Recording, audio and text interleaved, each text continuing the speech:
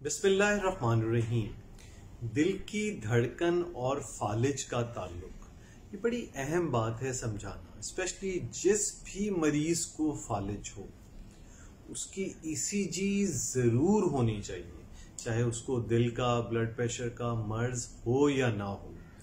वजह क्या है कि दिल की एक खास धड़कन ऐसी है जो बेतरतीब होती है। कुछ लोगों में ये कोई अलामत नहीं कर रही होती, बस एक बेतरतीबी की सूरत में मौजूद होती है।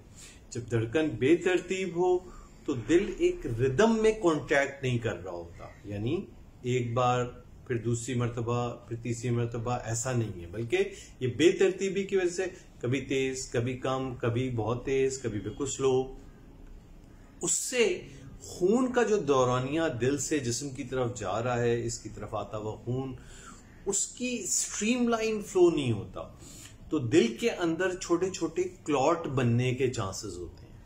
और ऐसी सूरत में अक्सर इन लोगों को और कभी कोई अलामत नहीं होती, जिंदगी में पहली मर्तबा ये फालिज जो हल्के नौइयत का या शदीद नौइयत का, उससे अस्पतालों में जाते हैं।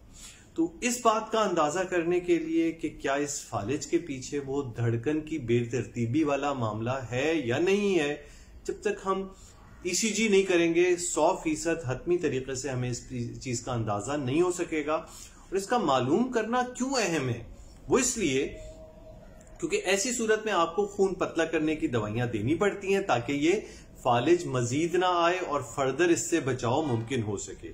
तो बताने का मकसद ये था कि धड़कन की बेतरतीबी या एक खराबी में फालिज आने का खतरात होते हैं, इसलिए इस ताल्लुक को ढूंढना जरूर चाहिए जब कभी किसी मरीज को फालिज हो। शुक्रिया बहुत बहुत सुनने का।